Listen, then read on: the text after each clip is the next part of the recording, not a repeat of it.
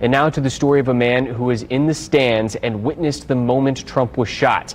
He told his story to our News 8's Kyla Russell. Kyla? That's right, Cody. His name is Josh Drespling.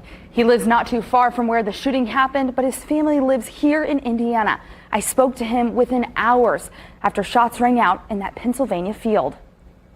I heard pop, pop, pop, pop, pop, pop, pop, pop. Lost in a sea of MAGA hats, observer Josh Drespling sat in a front row less than 50 yards from the former president. He came to the Butler, Pennsylvania rally to witness the spectacle. He never knew he'd witness a different kind of history. I heard the sound off to my right, and within, what seemed like hours in my head was only a few seconds realized that this was not somebody with firecrackers screwing around. It was something far less celebratory. It was sounds, and and I saw him do this, and I turned and looked to my right because that's where, to me, it was coming from. Shots and then silence. Behind the lens, Josh captured the moment. Saw him go down, and Secret Service encompassed the podium there and everything, and honestly thought he was done.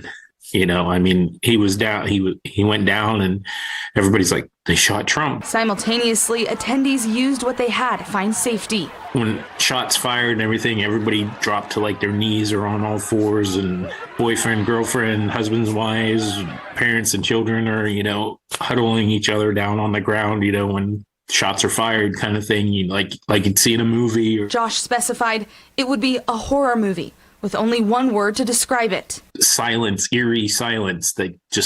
Everybody was there, just jaw dropped, is this real? Is this surreal? Is this a joke? Then quiet turned chaos. I heard the commotion to my right, where that video that I sent you is filmed from. One guy walked down on his own power, and they took him around into the grass off the way there, and he was laying on the ground. They were working on him.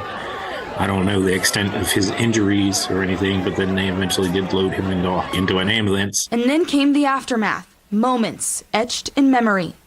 People crying and tearful, and after Trump had left, there was people with their head in their hands just crying, and there was a whole just gamut of emotion from the crowd. As reality set in, so did the day's page in history. When I was standing there taking pictures, one of the things that ran through my head now that I think back at it was, Lincoln and Reagan, and I'm like, this is like history in the making.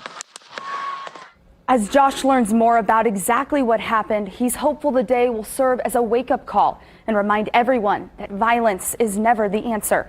I'm Kyla Russell for Wish TV, wishtv.com, or follow us on Facebook for updates.